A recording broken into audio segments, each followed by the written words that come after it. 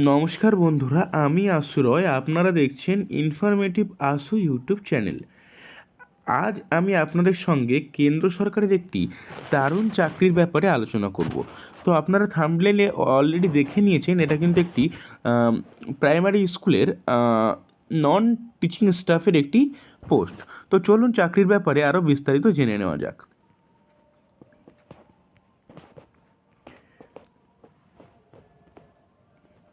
তো বন্ধুরা, আপনারা এখানে দেখতেই পাচ্ছেন যে অর্গানাইজেশন অর্থের তরফ থেকে ফর্মটি বেরিয়েছে, সেটা কিন্তু নবোদয় বিদ্যালয় সমিতি অর্থাৎ NVS এর তরফ থেকে কিন্তু এই ফর্মটি বেরিয়েছে।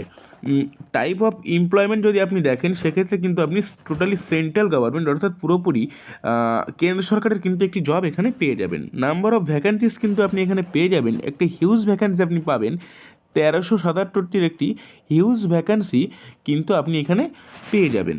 আপনার জব লোকেশন কিন্তু অল ওভার ইন্ডিয়াতে হবে, অল ওভার ইন্ডিয়াতে কিন্তু আপনার জব হয়ে যাবে। এখানে পোস্ট নেম কিন্তু আছে স্টাফ নার্স। আপনি কিন্তু এছাড়াও কিন্তু বিভিন্ন রকম পদ এখানে আছে, চলুন সেগুলো বিস্তারিত আপনাকে জানিয়ে দেবো।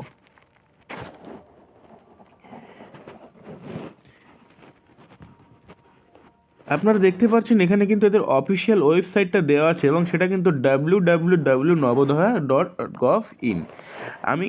আমি কিন্তু ডিসক্রিপশন বক্সেও এই লিঙ্কটি দিয়ে দেবো। এখানে অ্যাপ্লয়িং মোড কিন্তু আপনাকে সম্পূর্ণরূপে অনলাইনে করতে হবে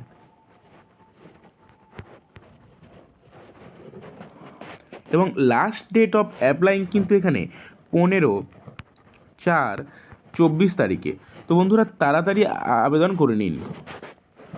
তো চলুন দেখে নেওয়া যাক আর কী কী ভ্যাকেন্সি আছে।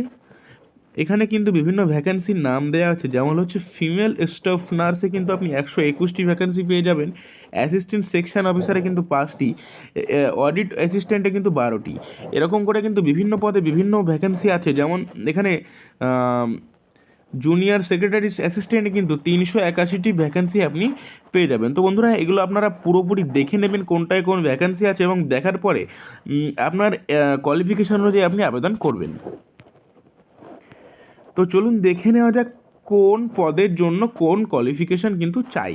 এখানে কিন্তু ফিমেল স্টাফ নার্স যেটা, সেক্ষেত্রে কিন্তু আপনাকে কম করে BSc পাস করতে হবে। যে কোনো রেকগনাইজ বোর্ড থেকে যদি আপনি BSc পাস করে থাকেন, তাহলে কিন্তু আপনি এই পদের জন্য আবেদন করার জন্য এলিজিবল হয়ে যাবেন। তো পরবর্তী যেটা আছে সেটা কিন্তু আপনার অ্যাসিস্ট্যান্ট সেকশন অফিসার। আপনাকে এক্ষেত্রে কিন্তু যে কোনো শাখায় কিন্তু আপনাকে গ্র্যাজুয়েশন করতে হবে। আপনি যদি যে কোনো শাখায় গ্র্যাজুয়েশন করে থাকেন, তাহলেই কিন্তু আপনি এই পদের জন্য আবেদন করার যোগ্য হয়ে যাবেন।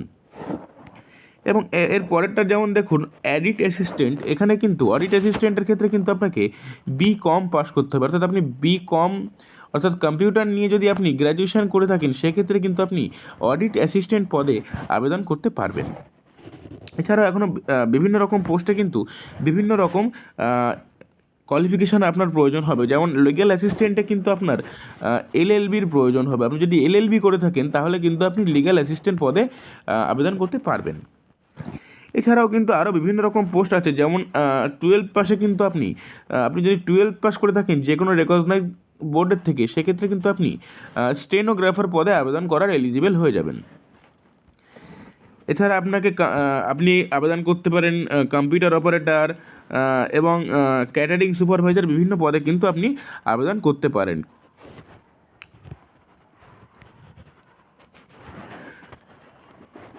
জুনিয়র সেক্রেটারি অ্যাসিস্ট্যান্ট পদেও আবেদন করার জন্য কিন্তু আপনাকে 12 পাস করতে হবে। যে কোনো রেকগনাইজ বোর্ডের থেকে কিন্তু আপনাকে 12 পাস করে থাকলেই কিন্তু আপনি আবেদন করতে পারবেন। এছাড়াও আপনি যদি ইলেকট্রিশিয়ান অ্যান্ড প্লাম্বার পদের জন্য আবেদন করতে চান, তাহলে কিন্তু আপনাকে 10th প্লাস ITI করতে হবে। আপনি যদি ITI করে থাকেন, সঙ্গে মাধ্যমিক পাশের সঙ্গে যদি ITI আপনি করে থাকেন, তাহলে কিন্তু আপনি ইলেকট্রিশিয়ান অ্যান্ড প্লাম্বার পদের জন্য আবেদন করার যোগ্য হবেন। এছাড়াও আপনি যদি ল্যাব অ্যাটেন্ডেন্টের চাকরির জন্য অ্যাপ্লাই করতে চান, সেক্ষেত্রে কিন্তু আপনি 10th পাস করে থাকলে আবেদনের যোগ্য হবেন। আপনি যদি যে কোনো রেকগনাইজ বোর্ড থেকে 10th পাস করে থাকেন, তাহলেই কিন্তু আপনি আবেদন করতে পারবেন। এছাড়াও আপনি কিন্তু 10 পাস করে থাকলে মেস হেল্পার পদেও কিন্তু আপনি আবেদন করতে পারবেন। তো চলুন এবার দেখে নেওয়া যাক এই পদগুলোর জন্য অ্যাপ্লাই করার জন্য কি কি মানে কোন এজ লিমিট আপনার দরকার। সেক্ষেত্রে কিন্তু আপনাকে 18 বছর থেকে 40 বছর মধ্যে বয়স হতে হবে, তাহলেই কিন্তু আপনি এই চাকরিতে আবেদন করার জন্য এলিজিবল হবেন। এখানে স্যালারি প্যাকেজ কিন্তু আপনাকে 18K থেকে 1,42,000 পর্যন্ত স্যালারি আপনার থাকবে। বিভিন্ন আলাদা আলাদা পোস্টের জন্য আলাদা আলাদা স্যালারি কিন্তু আপনার থাকবে। তো আপনার কিন্তু এখানে একটা হিউজ একটা স্যালারি কিন্তু আপনি পেয়ে যাবেন। তো বন্ধুরা, আজকেই আবেদন করে দিন, যত শীঘ্রই আবেদন করা যায় ততই কিন্তু ভালো। তো বন্ধুরা চলুন এবার দেখে নেওয়া যাক যে সিলেকশন প্রসেস কী আছে। তো বন্ধুরা, এখানে কিন্তু 4টি পর্যায়ে আপনার সিলেকশন হবে। মোড অফ সিলেকশন কিন্তু আপনার 4টি পর্যায়ে আছে।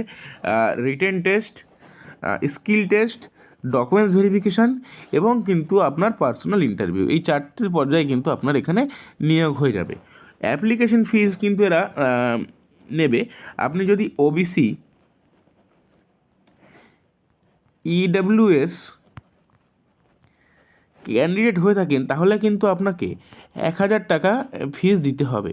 এছাড়া আপনি যদি ওবিসি ইডব্লিউএসের ফিমেল হয়ে থাকেন, আপনি যদি ফিমেল হয়ে থাকেন সেক্ষেত্রে কিন্তু আপনাকে 1,500 টাকা ফিস দিতে হবে। এবং আপনি যদি এসসি ক্যাটাগরির হয়ে থাকেন এসসি ক্যাটাগরির হয়ে থাকেন তাহলে কিন্তু আপনাকে 500 টাকা অ্যাপ্লিকেশন ফিস দিতে হবে। তো আপনি কিন্তু এদের যে অফিসিয়াল ওয়েবসাইট সেখানে গিয়ে আবেদন করতে পারবেন। তাছাড়া আমি কিন্তু ডিসক্রিপশন বক্সে এই অফিসিয়াল ওয়েবসাইটের লিঙ্কটা দিয়ে দেবো, তো আপনারা গিয়ে কিন্তু আবেদন করে নিন। তো বন্ধুরা, আমাদের ভিডিও ভালো লেগে থাকলে আমাদের ভিডিওটি শেয়ার করে দেবেন, কমেন্ট করে দেবেন, লাইক করে দেবেন এবং আমাদের চ্যানেলটি সাবস্ক্রাইব করে রাখবেন এরকমই ইনফরমেটিভ ভিডিও পাওয়ার জন্য। ধন্যবাদ।